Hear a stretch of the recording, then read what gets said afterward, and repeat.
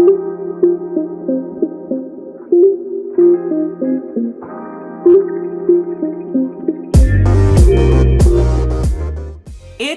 Be Lifted Up, your guide to living an abundant life. I am your co-host, DC Marshall, and I'm here with the other half of this amazing show. He is the one and only Alfred Edmond Jr. And this is a show about faith and finances. We get to talk to amazing, yummy, delicious people in the Black community. We were just talking off air about there's so much genius in our community about living a life of abundance, whether it is walking in your faith walk. Alfred is nodding his head right now. Or if it's doing right by your financial wealth and your economic stability. I mean, all of that we really cover here on the show. And so today we are talking about service. How can my service make a difference? How can your service make a difference? So Alfred, what do you say about today's topic? You know, this is near and dear to my heart because it's a reminder that we are blessed with resources so that we bless other people. That the point of our service to God is service to one another and service to others. So we're not here to accumulate wealth, resources, however you define it, for our own selves. God is trusting us to distribute that to the advancement of his kingdom by pouring into other people, including financially. So there's no real wealth creation in God's eyes if we're not using it to service others.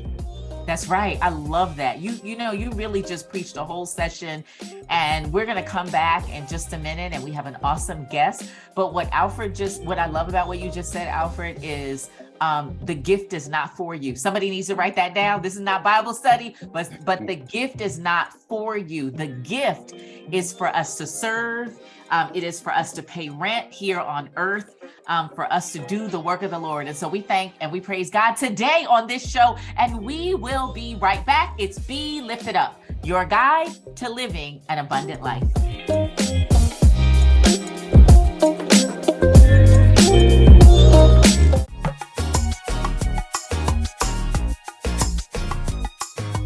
All right, and we're back. It's Be Lifted Up, your guide to living an abundant life.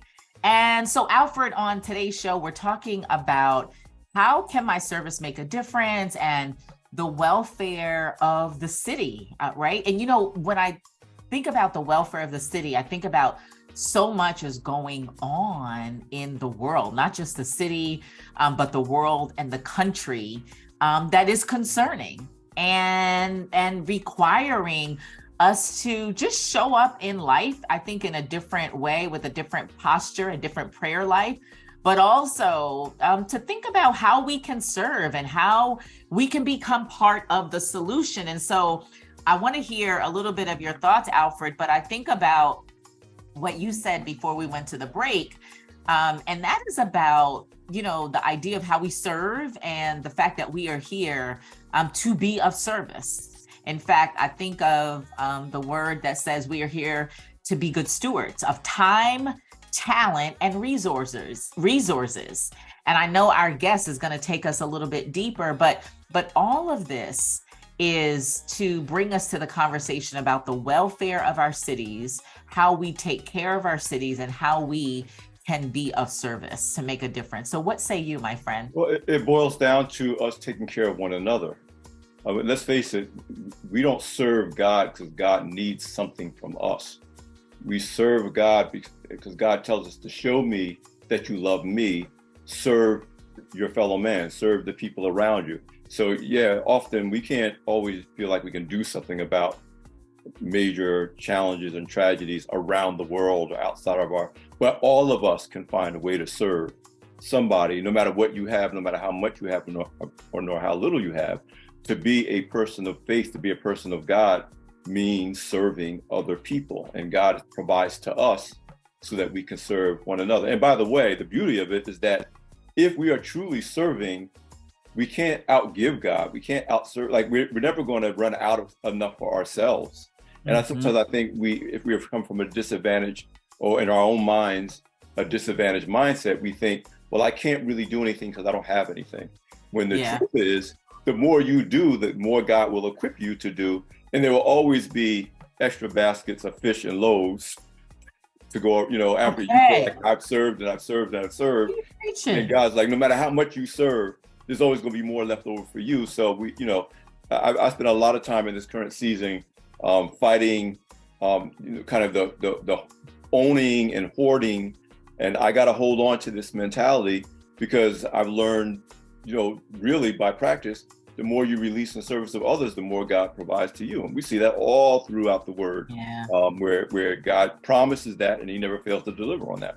Yeah, that's a good word on service. And, you really led us into our guest today, because our guest, Juanita, pastor, preacher, teacher, she's a speaker, an author, spiritual director, and really a contemplative teacher, which I can't wait to talk to her as she comes in, as she enters the room.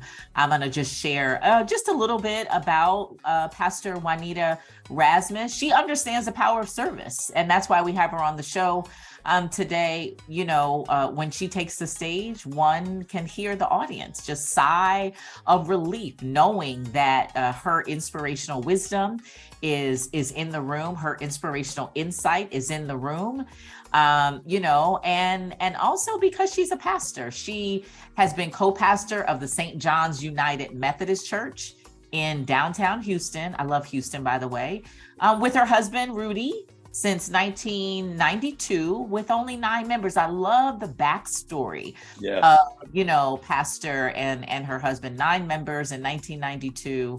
And with great determination, thoughtful teaching, thousands of people from all walks of life have joined St. John, and making it one of the most culturally diverse congregations in the country. So without further ado, a round of applause for Pastor Juanita Rasmus. Yes. Pastor, welcome you to the show. Thank you both so very much. What a pleasure to be with you. Oh my goodness. So there's a lot in your background, and we're excited to have you here because we're talking about service and the welfare of our city. And so there's a problem or a challenge, and then there is a solution. And so that's what we're really talking about. And we're excited about hearing from you and just in all of what you do. So can we start with, a little bit of your backstory and how you got to pastoring a church, starting 9 members. We know you co-founded Bread of Life, a nonprofit organization. We know you've had some amazing partnerships with Knowles, Lawson, and Beyoncé when you all served flood victims some time ago. We know you launched the Community Development Corporation in 2006. And also the Art Project Houston. So we know a lot about, or a little bit about where you are today. Can you just take us back to sort of your faith journey and what sort of led you to doing all that you do today? Sure. Well, thank you again for having me today. Oh boy, if you say go back. I think so much of who we are is often in our DNA. And so when I look at my DNA and I look at the DNA that my husband had, we both came from fairly entrepreneurial families. They were people who worked hard, but they also usually had a little side hustle. And that side hustle provided them with some freedom, some flexibility in time and money. And it also gave them an opportunity to be generous, which is what we've been talking, or what you guys have been talking about today. When my husband and I first got married, we realized that we were going to need a different kind of church. My husband wasn't a believer at the time. And so we needed a space that was going to be open and welcoming for us to both grow together as a couple, and for my husband really to grow in his relationship with God. And so we found that place. And in doing so, my background is that I sold insurance products and securities, mutual funds, limited partnerships, and that kind of thing. And so our pastor invited us. My husband was a real estate broker by day, and he has a backstory about what he did at nighttime. Basically, he and his father owned a borderline bordello, and that had been a dream of my father-in-law's because it was a quick way to make money. As I said, we come from a long line of entrepreneurs.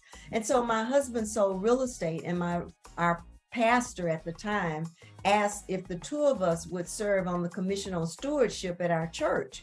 in doing so, we got an opportunity, or at least I did, because I did most of the teaching from this ministry, on time and money freedom, on resources, what it means to utilize our gifts for the good of the community.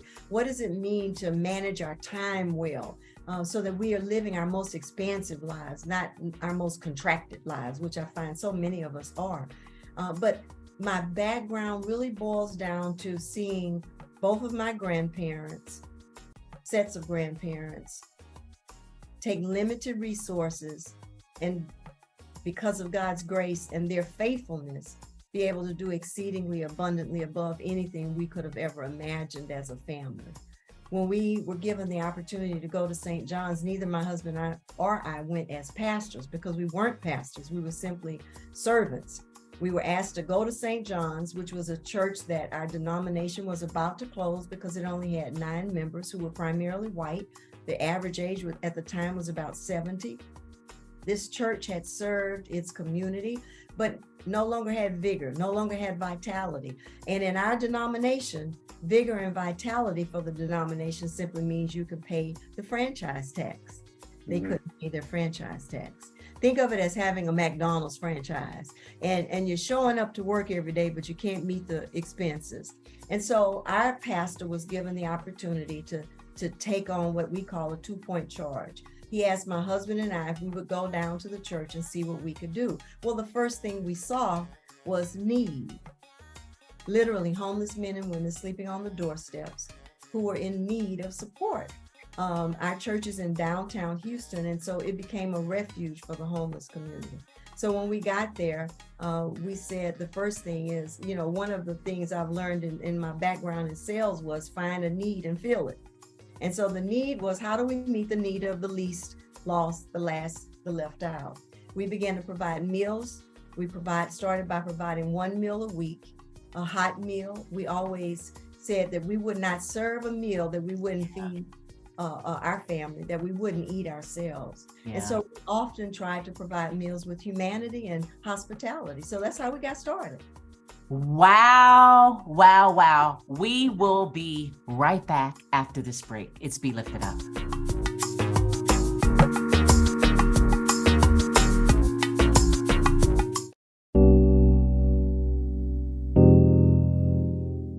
Wow, indeed. That was a lot to unpack. I heard so many amazing things that I think often people take for granted when it comes to our faith journey. The fact that your husband wasn't a man of faith when he got this assignment, that you didn't go there to pastor the church. You went to a church that many people would have looked at and said, oh, well, I guess it's over for them. What are you guys going to do?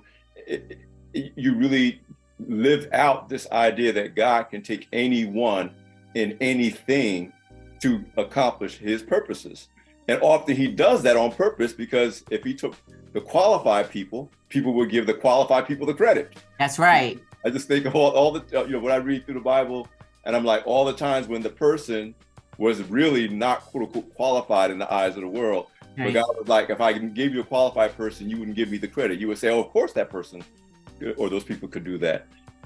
Talk to me about or talk to our audience about what was your mindset, and clearly based on your entrepreneurial background and your family, it was an abundance mindset, even outside of the traditional faith-based perception of that in your quote unquote secular life, the mindset was still there, and the mindset works. God's laws work no matter where you are. It's going to work. It's not a condition to just being in the walls of a church. But talk to me about how you approached this idea of stewardship and service in this very new situation in Houston that led to these amazing ministries that Dee mentioned at the top of the show. Well, the reality is we took it one step at a time.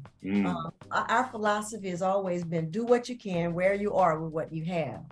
And so often people will say to themselves, well, if only we had more money, or if only we had more time, or if only we had more people. Well, the reality is when we started our ministry of serving meals to the community, we started with a credit card. And we hoped every Sunday the offering would pay the credit card that we had used to pay for the meals that week. So we started where we were, and we did what we could with what we had. The mindset, that's so important when you say mindset. You know, the reality is, as believers, you're either going to trust God or you're not. You have to decide. That's a whole word right there, a whole word. The word decide is important. We've got to decide that either God's word is true or it's not. And the reality is, we saw in scripture, God take the person who was willing to lift up their offering, in this case, a little boy on the side of a hill, 5 loaves and 2 fish. He offered what he had. Now, y'all know, these were brown-skinned people. There were some other folks that had some snacks and some goodies in their bag, but he was the only one willing to offer it as a sacrifice, right? Yes. And so what we are learning and what we've learned is that one of the statistics that we've often worked with in churches is this: 80% of the people give 20% of the resource. Yep. That means 80% of the people do 20% of the volunteering. 80% of the people do 20% of the tithing. 80% of the people do, you know, if you just take that formula and work it all the way down. But here's the key. 20% of the people do 80% of the work and give 80% of the resources. What happened at St. John's is that people began to hear about our work, the work that went from serving meals 1 day a week to providing meals every day. We got to the point where we were serving 500 meals per day, and we were doing it in the sanctuary. Wow. So, Dr. Rasmus, did you just say at St. John's, the percentage flipped from 20% to 80%, like your engagement? Did you say that? Or you said the reverse? Okay, No. yeah, because typically it's the reverse, that it's 20% of the people do the work and 20% of the people give the most. So I wasn't sure if you flipped that. Yes, but she was giving both sides of the equation. 80% do 20, and that means by default the other 20 are carrying the other 80. Oh yes, So okay, yes, that's the norm. Saying, that's the truth. That's the norm. But the thing that struck me about that, both in terms of the fish and the loaves, but it translates today, is that the miracle of the fish and the loaves, and you know, a lot of people want, you know, kind of assign a certain kind of magic to the faith. It's not magic. The miracle was that once the boy was like, "This is what I have," suddenly everyone was like, "Oh, well, this is what I got." And when you operate in lack and just based on what you have and what you control, then of course that's limited, because what you have is a mindset of limitation. When you act as part of the body, in this case, the body of Christ, then you realize that one person's willing to share releases the next person's willing to share. And the truth is, we don't know how much we have until we're willing to be open about what we have. And so much about people not wanting to tithe and not wanting to share, or not wanting to give, is being sometimes ashamed of what they see is the little they have. So the best way to say is that I don't have anything, or I don't have enough. But if once we trust, then we say, you know what, this is what I have. I don't know what it can do, but whatever it can do, I'm willing to give. And that releases the spirit of giving that stewardship and service is all about. Is that pretty much what you discovered along the way? Exactly. I'm so glad you said that. One of the most profound moments in our ministry for me, all right, was our tithing envelope. A person put a penny in it and they said, "This is all that I have, but I want to give it," right? And so for me, that's always been that widow's mite, that person who has the heart that's open. And what we found at St. John's is never about equal giving. It's always about equal sacrifice.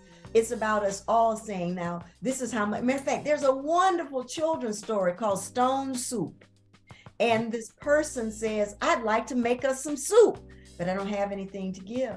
And so they bring a stone. That's all they have, right? And so at bringing the stone, which is the symbol of all they have, they ask the host, "Could you put on a pot of water?" Right? And then before you know it, carrots show up and onions show up. And a meal bone shows up, and a little salt shows up, and a little pepper shows up. And that's been our experience at St. John's, is that you're absolutely right. There's been this sense that we all have something we can offer. And the freedom to do that, the willingness to do that. There's only 2 things that I believe stop us from living an abundant life. That's whether it's individually, as a faith community, as a nation. There are two words. I believe it's what sums up the temptations of Jesus.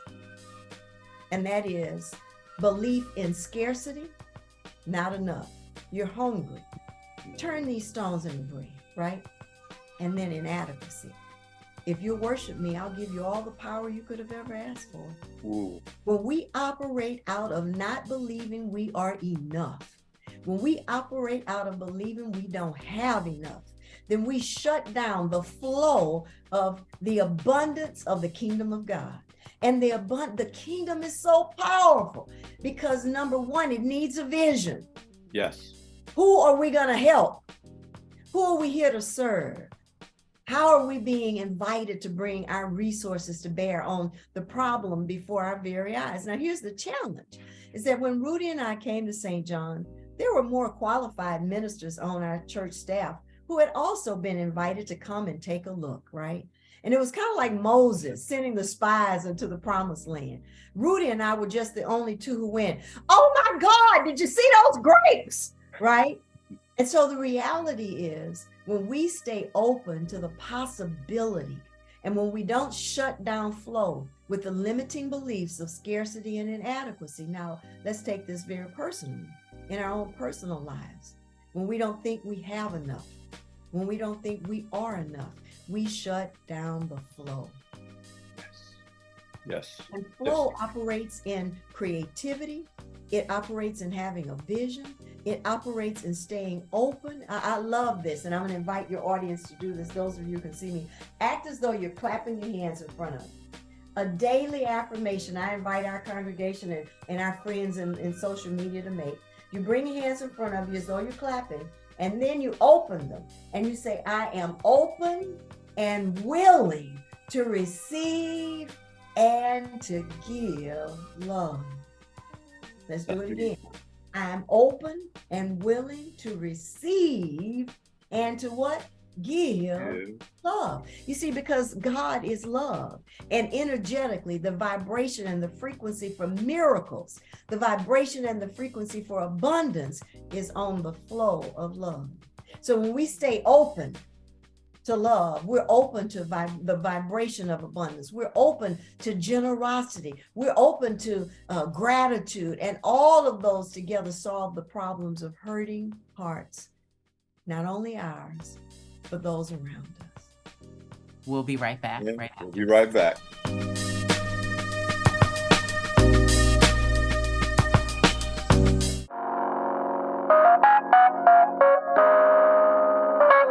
All right, and we are back with our guest, Dr. Rasmus. She is Juanita Campbell Rasmus, speaker, author, spiritual director, contemplative teacher. We are talking about serving the needs of our community. What a wonderful witness you are. Yes. What an amazing story of how God has used you and your husband to do good and great work, serving the community, starting from nothing and to everything. What an amazing witness of how God is source and supply when there is nothing, how God owns the cattle on 1,000 hills and he could sell some and make a way, how our expectation is in him. Come on, somebody. Yes, because that's what happens when Dr. Rasmus is here and she have you doing exercises and everything. Listen, God is source and supply. And so we are so grateful. Now, listen, I want to go into your book, Dr. Rasmus, and thank you so much for being obedient, even with the story that God has placed on the inside of you. I think we all have a responsibility to download our lives, our stories and gifts onto pages to leave, I think, a legacy, to leave our lessons, to leave everything. And so you wrote a book. It's Learning to Be, Finding Your Center After the Bottom Falls Out. It's spiritual practices. Tell us about your book and what inspired it. Well, what inspired it was a major depressive episode. Now, my grandmother didn't know anything about a major depressive episode. That's what my psychiatrist called it. My grandmother would have said, baby, you just had a nervous breakdown. And the reality is that when we find ourselves in these places with a mental health diagnosis, we can do one or two things. We can either become the diagnosis, or we can use the diagnosis so that we can become. become our most expansive self, become the self that God has been longing for us to be. I'm grateful that we're having a chance to talk about this because May is Mental Health Month. And so I'm grateful to be able to share my journey with a mental health diagnosis and learning to be. The reality is most of us invest most of our time, life, energy in doing, checking things off our to-do list, making sure we've got enough goals and we're accomplishing them. And all of that's wonderful and is necessary. But the reality is, what happens? I can give you a perfect example of this. This morning, I got up. I have a regular routine of meditation, then prayer, right? This morning, I got up, I prayed, and then something got my attention. And before I knew it, I was organizing my closet. And as I was in the closet, I started noticing what I was noticing. I started noticing that I was feeling anxious. And I stopped and said, why am I feeling anxious? Because I was doing a good thing, right? As I was sorting things, I was saying, okay, God, who should I give this to? And the Lord gave me 2 women. And he said, he would say, give this to that person, give this to that person. So I was doing a good thing, but I want you to know that everything that's good to do is not always ours to do in a certain time. Yes. That's good. That's Yeah. good. That's Yeah. good. That's good. Pastor Juanita, you just hit on something that emerged for me as we came out of the pandemic. And this is another understanding of God's promises and what he provides us with. We think of service often in just in terms of money. We don't think of it in terms of our time and our attention. And I've even come to appreciate tithing because not my new morning practice, which wasn't the way it was prior to 2020, was get up, go to my prayer corner, pray, go outside somewhere outside to glorify all of creation. And I remember at the beginning, it was almost like, but I got work to do. I got to get up. And I was like, this is a form of tithing. First fruits is not just the money. That's right. What's the first person I talk to? God. What's the first voice that I hear? Who gets my first attention in the morning? It's first fruits. But you got to trust God again, because I'll speak for myself. I've been conditioned to believe I ain't got enough time. I'll squeeze it in. I'll get around to it. I'll get a break at some point before I fall asleep at night or whatever it is. But I'm gonna squeeze it in the margins, and we do it obviously a disservice to God because God deserves better, but we do a disservice to ourselves. Yes. And I found out the world did not fall apart because I took 10 minutes in the morning and got on my knees and talked to God before I started my day. And so many, again, the Be Lifted Up audience is an audience that's focused on abundance and wealth, and as a result, achievement, financial achievement, career achievement, business achievement. And we are often, even as people of faith, the very ones that are robbing God and then robbing ourselves of something as simple as, you know what, you got time to just do it. And it just makes you better for the service that God expects us to give. So I just think that's so powerful. Well, thank you. So what Learning to Be is really all about. Learning to Be is my spiritual memoir. And it's my experience of getting a major a mental health diagnosis and learning that I could live with the diagnosis. All right. And so part of that has made me a mental health advocate. But in the book, what I do is I talk about, as vulnerably as I knew how, my experience, what it was like to wake up sleeping 18 to 20 hours a day and not being able to get out of bed, not remembering how to go to the restroom, what it was like to lay in bed, turning my head from the left to right and wondering what the horrible stench was, only to find out it was me because I hadn't bathed in a month. What it meant and what it felt like to learn that I needed a psychiatrist and that I would need medication and that I would need to have talk therapy with a therapist. All of these were the realities of what happened when I had not honored my own mental health and well-being, when I had not noticed that, and this is something the Spirit helped me to see. I did a family tree. The Spirit said, look at your family tree, but not for what we tend to look at, who was married and who was born. Look at how many people had mental health crisis in your family. Yeah. Yes. Yeah. Look at how many people have set unhealthy boundaries, how many people kept saying yes when they really needed to say no and back away and give themselves some Sabbath space, right? And so I talk about what it is to notice what you're noticing. That's part of the examine process, which is a spiritual practice that many of us aren't aware of. The practice of Lectio Divina, what it means to marinate in just a few verses of scripture, not try to memorize the whole chapter, although that's important too. But what about letting the chapter memorize you? What about letting those few verses speak to you in a way that's transformative, in a way that helps you to prioritize what will give you life? Because the scripture says, I've come that you might have life and have it what? More abundantly. Yes. Do you know what I found out? That when I put God first, and let me give you a beautiful example. One morning I woke up, and remember, our church started with 9 members, but every year we grew by at least 500. By the time I crashed in 99, we had a membership of 3,500. My husband and I were the key pastors. We rotated preaching every Sunday. We had 1 secretary and a few ministry leaders. We had a vibrant community that had a lot of needs, because ours is not a silk stocking church. It's very much a lighthouse church. If you're familiar with lighthouses, they're often on the rocky edges of the beach. They're not on the scenic end. They're on the end where people are coming in beaten and battered. And that was our congregation. There was a 12-step community there, many CA, NA people. This was during the height of the crack cocaine time. We were also one of the first churches to eulogize persons in our community who had died from HIV and AIDS, because there are many churches that were saying, you cannot bring your relative here. St. John's opened our doors. We've always been that place where you could come. The LGBTQIA community have found a home at St. John's, and as long as we are living and breathing and have anything to do with it, even though we're retiring, or should I say rewiring in May, yes, there will always be a community at St. John's for all the people who are getting pushed to the margins. When we got there, there was so much happening. I was teaching 2 Bible studies a week, preaching every other Sunday. I was a perfectionist and a performance addict, and I didn't know it until I crashed. Wow. So the crash for me became the opportunity for me to be still and know God, to really know God, to also be still and know myself.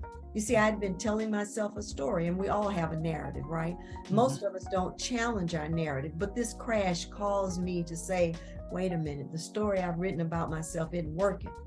I can't get out of bed. I can't be a good wife. I can't be a good mother. I can't be a good anything. Yeah. Part of my story was about being a good looker. Wow. Oh, it just gets better. She is Dr. Rasmus, the author of Learning to Be, Finding Your Center After the Bottom Falls Out. And we're going to come back on the other side of the break with the last segment of the Dr. Rasmus. We'll be right back.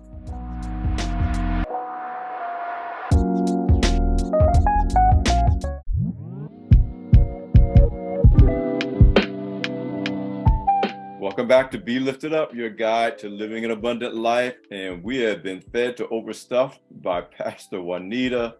Oh, Pastor Juanita, just powerful. We got more than one powerful story. Obviously, we're talking about service, and that's the theme of the show.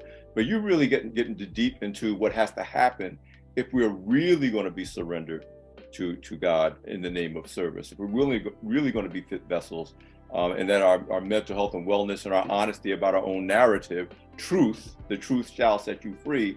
But it's not just truth about what you read, it's about the truth of yourself and your relationship with God.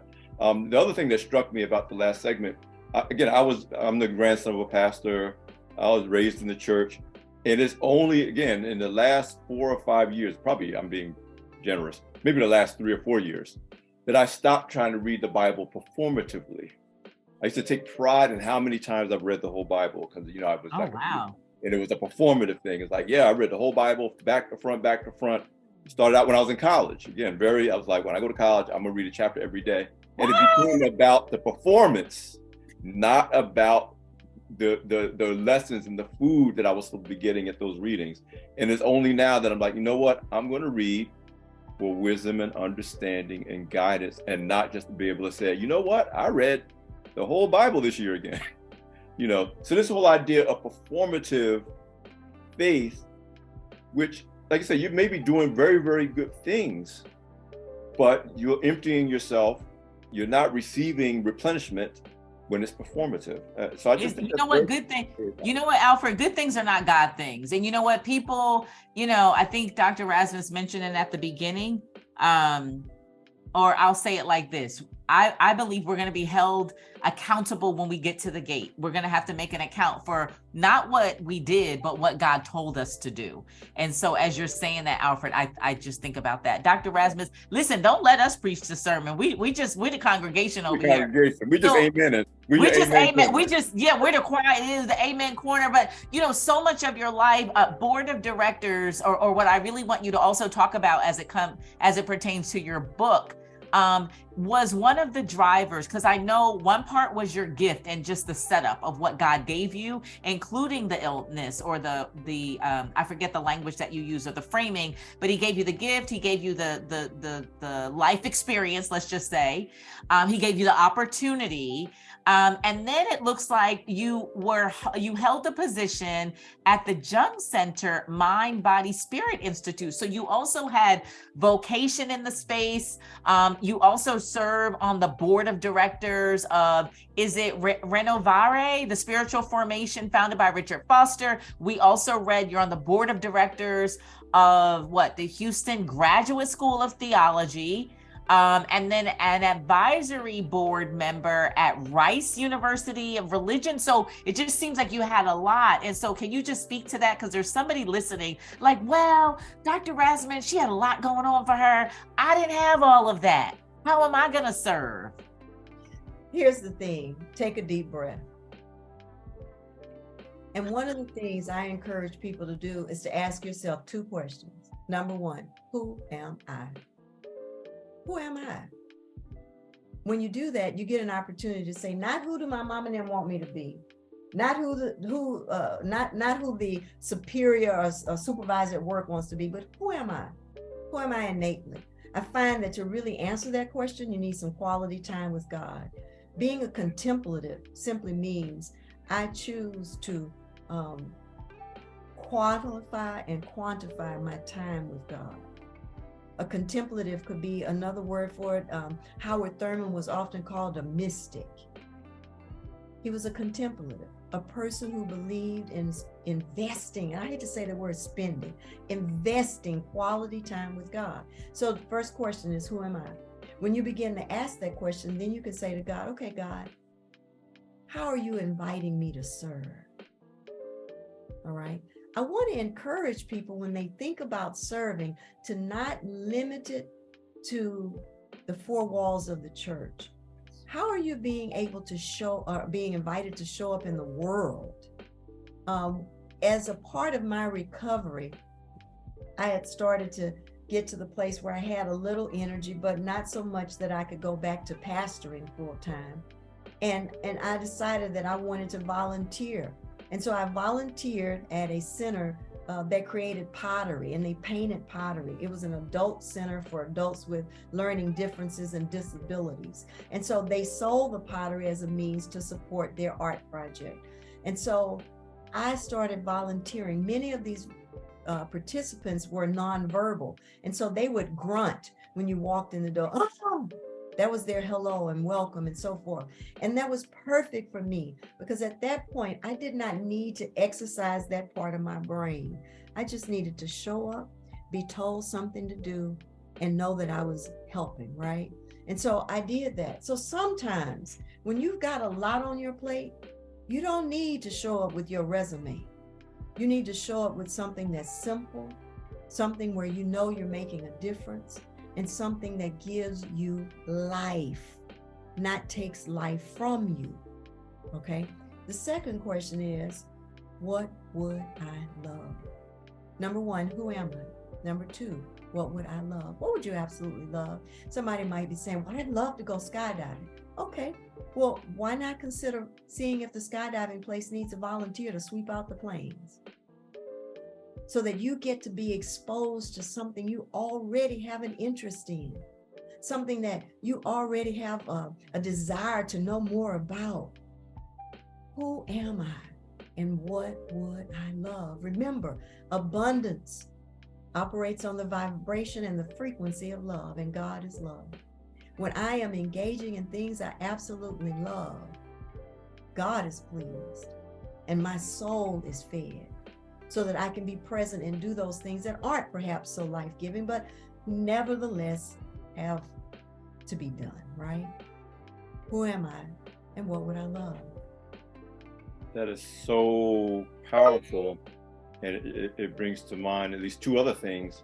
One, staying away from the I'll call it the evil of comparison.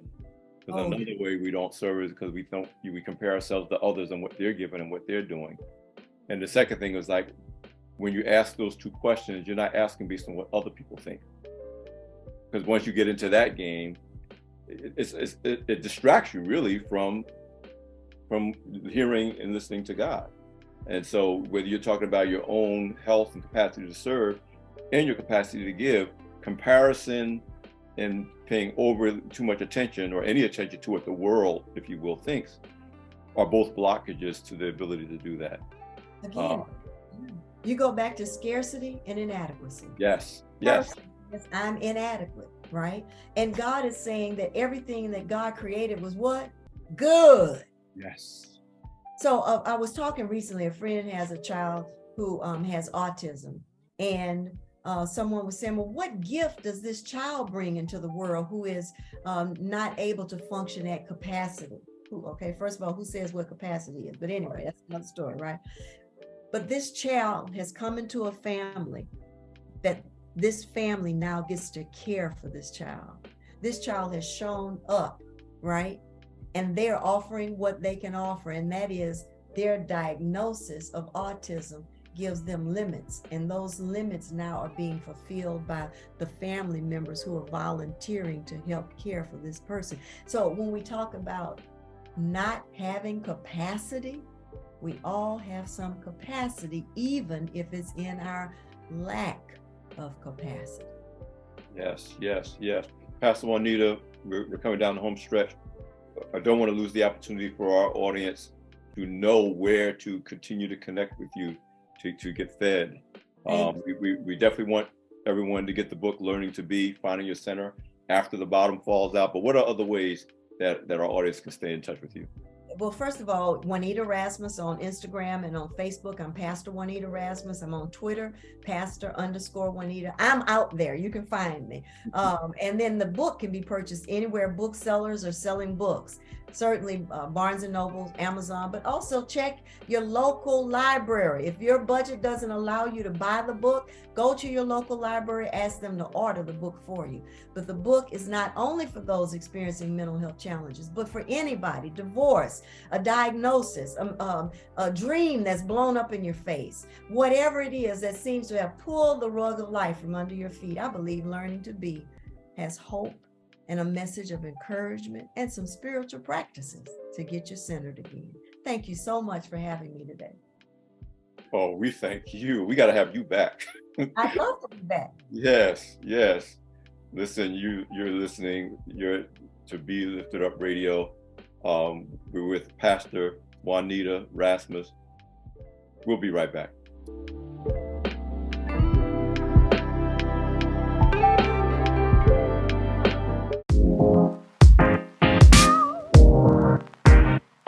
All right, well, that's our show for today. This is Be Lifted Up, your guide to living an abundant life. And what an awesome conversation. And I hope a challenge, Alfred. I hope this was a challenge for our listeners to think about your gift or think about just where there is a need to serve. Because what I didn't share, I mean, I think the two of us, we could have shared a lot on this topic, is, the way that I have been blessed and favored, highly favored.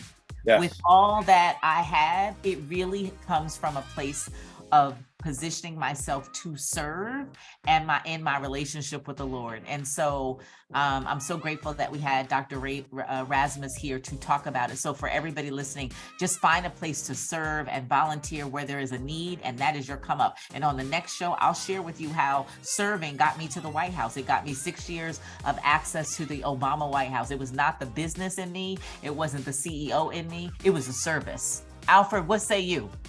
Listen, I just want people to remember from Pastor Juanita's story. They started their service in Houston with no money. They started with a credit card.